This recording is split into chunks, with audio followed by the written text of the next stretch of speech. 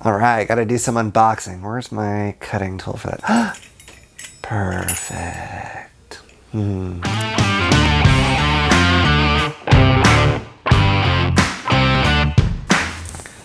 Hi everybody, welcome to All Games New and Old. I'm David Rodriguez, and today I am unboxing the brand spanking new Marvel United X-Men starter set. And I am super thrilled about that. So let me flip this over. You can see the cool cover. Some people don't like the chibi X-Men art. I really dig it. I think it's fun. And I already have a lot of models that are not the chibi sort of design, so I like that I have these. So let me flip this over. All right, it is ages 14 plus. Honestly, I think younger people could probably play this pretty easily too. It's not a very complicated game, and it is for 1 to 5 players. We have a lot of characters in this box. There's Professor X, Cyclops, Jean Grey, Beast, Wolverine, Storm, and on the bad guy side, there's Juggernaut, Sabertooth, and then Mystique and Magneto could both be played as both heroes and villains. I'm going to tell you about something that drives me crazy, and unfortunately drives everyone else crazy too, because it drives me crazy. And I'm going to say right up front, I'm wrong. I'm wrong about this. I am 100% wrong, and I admit that, but I should be right. I should be correct. I can't say Magneto and feel comfortable doing it, and that is his name. But before I ever heard it spoken, I always said Magneto. And I like that much better, because while I realize a Magneto is in fact a thing, he is the master of magnetism, not magnetism. And also, I hate that it ends in Nito, because it sounds like Leave It to Beaver. Oh, gee, Wally, that's Nito. Ugh. God, he's not Nito. He's a badass. So, listen, I know, Stan Lee, I believe, made him up, and he can pronounce it however he wants. But in this one instance, the creator is wrong. That's my opinion. I will die on that hill. So anyway, I will go forward, and I will try to say it the incorrect way, just to make everyone happy. But just so you know, every time I do, a part of me dies inside. So let me open this up. I'm curious if any of you have anything like that, where you know you are technically in the wrong, but you just can't go with what the right thing is. I don't know. Usually I'm not like that. In most things I am not like that. In this thing, it drives me nuts. I think Magneto sounds stupid. Really stupid. I just do. Nito. Ugh. Gross. Anyway, it's just me. I'm sorry. Rant over for the moment. I may touch on it again, because I don't know if I can help myself. All right, let's open this up. Now, I kickstarted this, and I got the 2-wave shipping. So in the future, I'll be getting a lot more boxes, because I got just about everything. And I'm curious, please let me know, because I kind of want to do an unboxing for those as well, maybe. But I'm debating, because it is several boxes, should I do those all in one big video, or should I separate them out and do an unboxing of each box? And I'm curious if people think, or if you think it's unnecessary to do an unboxing of those. I'm kind of curious about that too. Maybe that's not something that people really want to see. I don't know. I mean, I'm excited to open those boxes, but whether or not it needs to be recorded, I will take some of your advice if you have any for me. I would love to hear that. I'm good with it either way, as long as I get to open the boxes. I don't care if I'm recording or not. So here's our CMON. Okay, here we go again. Come on. Everyone said CMON until they insisted it was come on. And come on. That sounds terrible. I'm having problems today. I apologize. Let me move on. So let's get that out of the way, whatever you want to call it. All right. Here is our cool rulebook. This should not be a very big rulebook, because it is not a very complicated game. Let's see. Let's take a peek. So 14 pages. There's a couple different modes. It has solo mode, super villain mode. This set does add, if I remember right, a version where one person can play as the bad guy, and then everyone else plays as the good guys. I believe that is the case. Yep, that's what this is talking about. So that's a difference that is not in the original. I do have all the stuff from the original Marvel United as well. I didn't actually back it on Kickstarter, but a friend of mine somehow got it and didn't want it. So I bought it off him, which is great because I had really regretted not getting it. And he basically sold it to me at the cost that he paid for it, so I didn't have to pay exorbitant amounts of money to get it elsewhere. So, in case you hadn't guessed, that means I like this game. It's a good game. It's it's not complicated by any stretch. You know, when I said that people below 14 years old could probably play that, I mean, really, it's a pretty simple cooperative game, but it's also really fun. So it doesn't matter that it's simple. And by simple, I mean it's not complicated. Not that it's necessarily easy to beat. That's going to depend entirely upon who you're facing in your game. So, you know, it can be as easy or as hard as you like. So let me put that aside. All right, we've got all the tokens. Life tokens. I don't know if I'm remember the right terminology, but you have like the criminals, and like the other side I believe is the citizens. We have like I keep wanting to call them threat tokens. Forgive me if I'm getting these wrong. Last time I played, I mean, I know what they are when I'm playing it, but I don't remember the right terminology, which is not infrequent with me. So I have all of these. Ooh, I'm missing a little. Oh, here it is. Okay, I'm pretty sure that's that might be the senator. I heard there was like a senator token in here.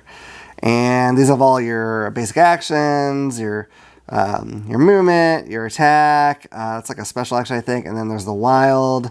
I don't know what these are, so that'd be kind of interesting. We'll see. So let me put those aside. So if you like cooperative games that aren't like super complex, and you like superheroes, this whole series here, I guess you could call it, is frankly a no-brainer in my opinion. It's really good. It's really fun. All right, let's look at this. Pull this little. I could just tear it. I'm trying to be all gentle about it. So these are our locations. So I'm kind of excited to see what locations they've included in here to match with the X-Men theme. So I always said Muir Island. I don't know if that's right. This I'm willing to take any pronunciation that is supposed to have. So as you may know, some of them, once you've done certain things in the game, will give you an end of turn effect. So this one, another hero in this or an adjacent location may draw one card. That's nice. Genosha. End of turn, you may rescue one civilian from this location. Genosha's interesting. Yeah, I'm not up to date on the comic books, so I know up to a certain point, and there's stuff that I've heard. Genosha, if I remember right, I believe it started off as a city that was supposed to like not allow mutants. Like that was the storyline, and I think they made Sentinels and whatnot there. And then eventually, I think the mutants took it over, and then I think it got destroyed again. So it's had a lot of history. X-Jet, that's very cool. And a turn, you may move to any other location. That makes sense for a jet. Asteroid M, that's Magneto's. I'm going to try to stop that. I really am. You may deal 1 damage to a thug or henchman in any location. I can't remember the terminology.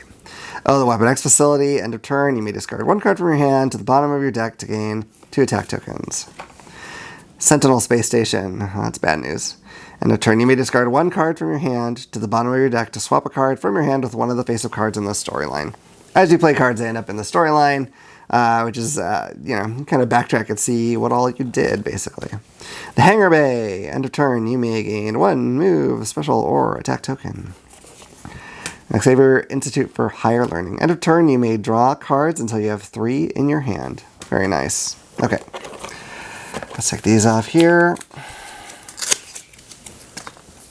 Okay. This is the villain dashboard. That is, I believe, the same as the previous set. And here's our various specific villain cards here that'll kind of tell you what they do. Magneto, special setup. Okay, so there's all kinds of stuff. What I don't know, because I haven't actually plunged into the depths of the original set that I have, so I'm curious if they paid mind to, like, if a villain is extra powerful in the comic books, I wonder if he or she is extra powerful in the game and difficult as well. I don't know. So Mystique. I really like Mystique a lot. Cool character. Her powers don't seem that out of control, but she's really neat. I actually was not a big fan of the way that they did her in the movies. It was a cool effect with like the weird kind of scaly whatever situation they had going on. But I just kind of liked her just having like the blue skin and shifting somehow with like a little, I don't know, magical flurry or something. It's not really magical. I don't know. She just shifts into this other look, and I kind of preferred that personally. There's Juggernaut. Everyone loves Juggernaut.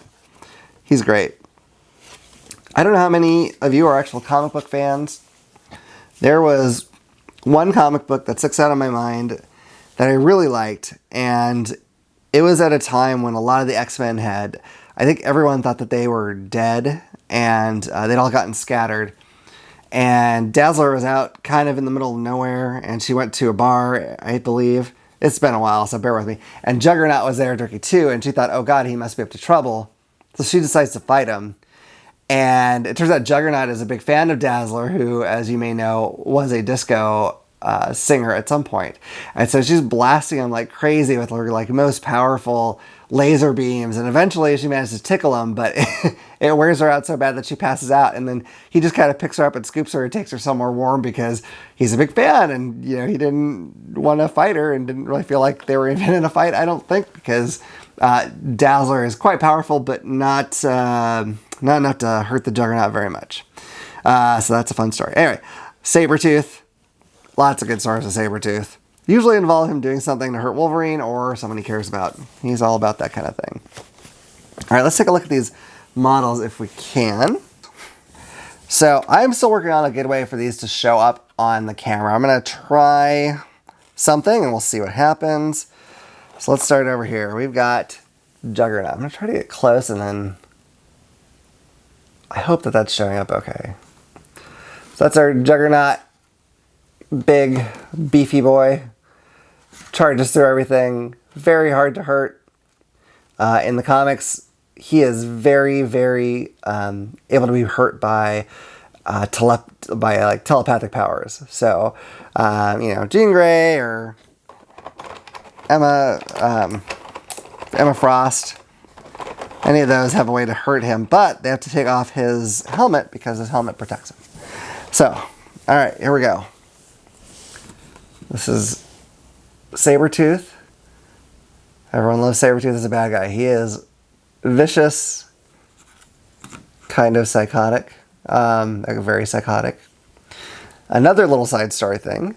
For a while I was reading X Factor, and for a while they had a Suicide Squad kind of thing going where some of the people in it had basically things strapped to their neck, I believe, that would blow up. I mean, it's very much like the Suicide Squad. And Sabertooth was in that team. And there was also another mutant in the team named Wildchild, who was really very similar. I mean, even kind of looked like maybe he could be a young Sabertooth, but you know, same kind of powers, very much from like the Sabertooth Wolverine sort of background.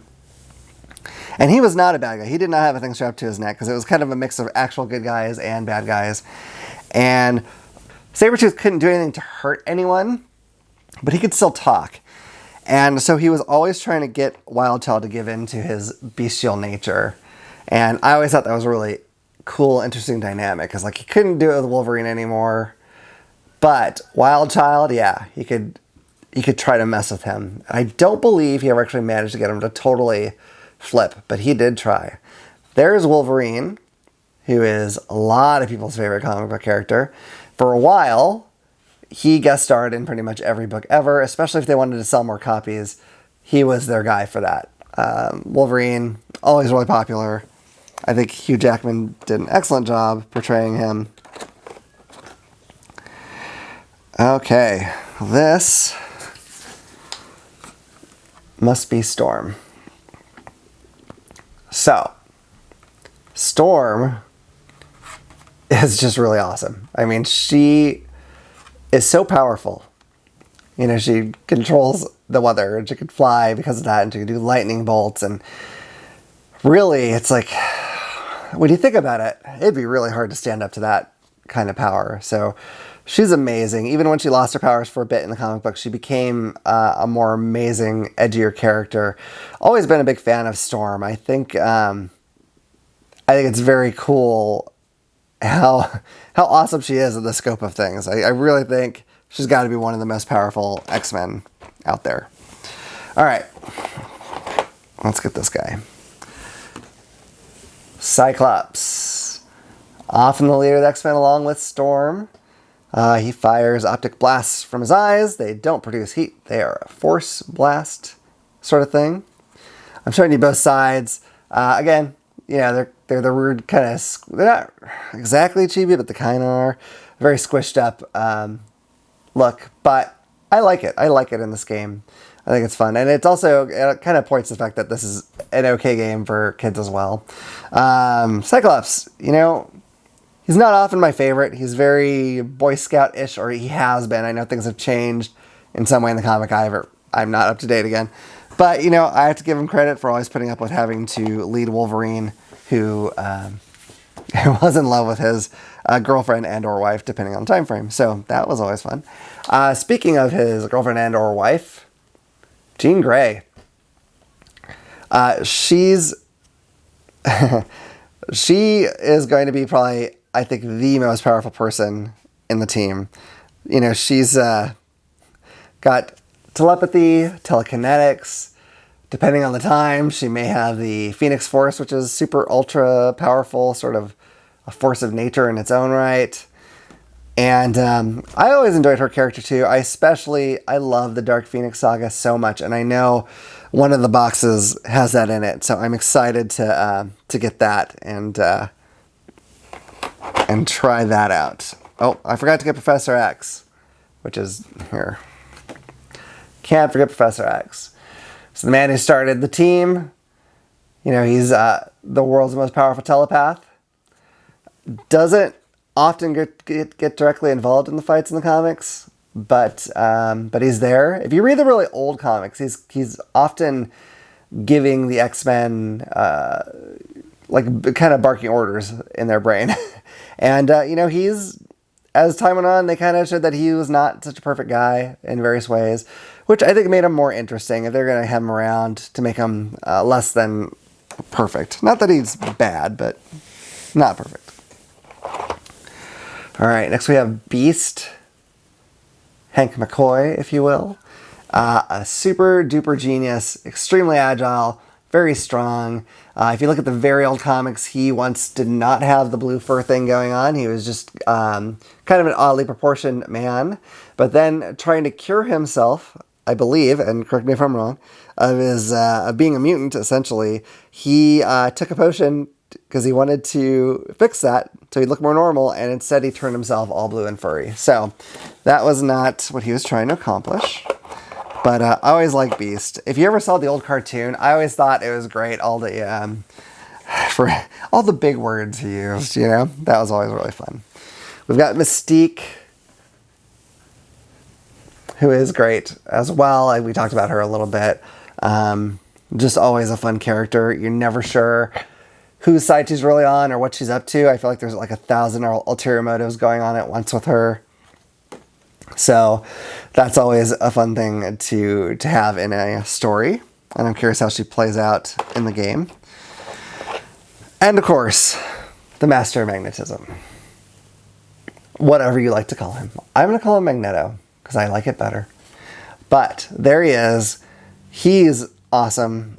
He is terrifying, really, because in some of the comics they've shown that he can actually control the iron in your blood, which basically means he could kind of kill anyone at any time if he wanted to, which is, beyond just being able to throw huge amounts of shards of metal at them, which is also pretty nice, I imagine, for that goal. But yeah, he's cool. He has gone back and forth in the comics, being a good guy and a bad guy and a good guy and a bad guy, I feel like 100 times. And yeah, I don't know. I think it's weird. I like him better when he's a bad guy, just because I think he's such a great bad guy, because he feels like he's in the right, which is how bad guys should really be. I mean, there are people, like real people, who are just, mustache twirling villains, but I think it always helps if there is something about them that makes you be able to understand where they're coming from. Okay, so these are just the cards. Beast.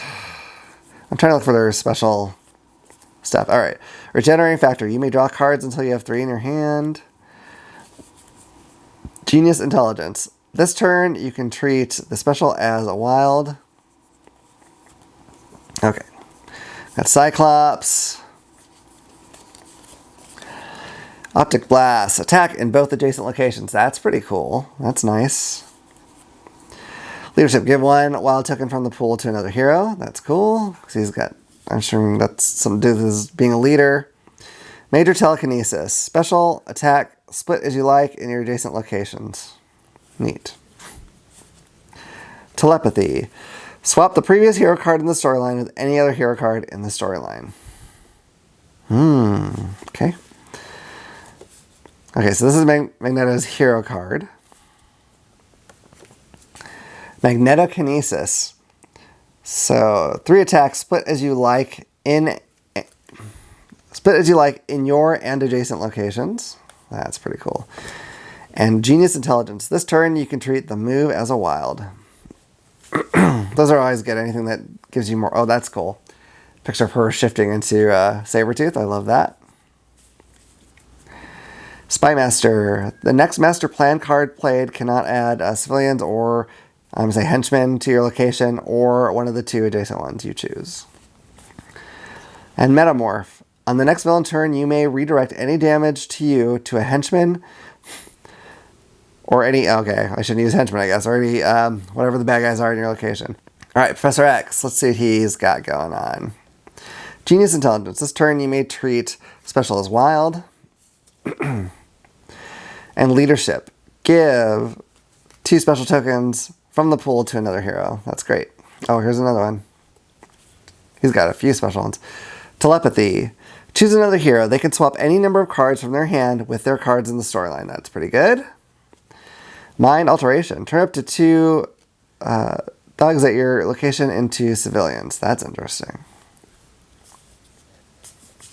Okay, so Storm. Let's see what she's got going on. Atmokinesis. 2 attacks on any location. Pretty good. Goddess of Weather. Relocate any heroes to different locations. That's very cool as well. Goddess of Weather. I'm not saying... I just read that. Okay, never mind. Wolverine. Let's see. Adamantium Claws. 2 attack. Good. Healing Factor. As long as this card is face up in the storyline, if you have less than 3 cards in your hand at the end of a villain turn, you may draw 1 card. Very cool. That's nice. Let's see what's in this one. This might all be different kinds of cards. I don't know if we hit... Did we go through all the heroes in that deck or not? I'm not sure. We'll find out.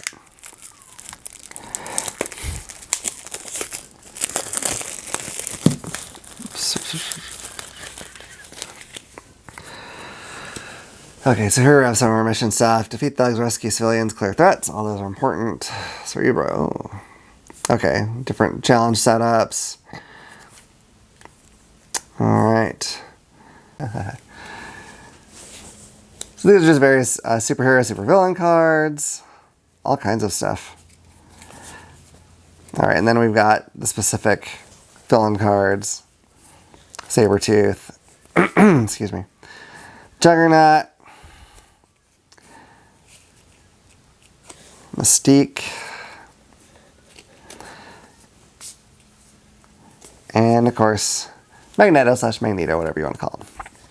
So that's pretty much it. That's all the contents of the box. And of course, there's more on the way. But this is what I have right now. So definitely let me know if you think an unboxing of the other stuff when it finally arrives is something you'd want to see or not, and if you think it should be in one gigantic video, or if it should be all in a bunch of little separate ones. I'm leaning toward the little separate ones just because it'll be a very long video if I try to do all those boxes, but you know, whatever, we'll see what people think. So let me know, and I hope you've enjoyed this unboxing and you've seen some of the components and decide what you think of those. If you did like this video, please hit like and subscribe and click the little bell icon in the corner so you'll know about the next time I do a video. Other than that, I look forward to seeing you all around the table again next time at All Games New and Old. Bye.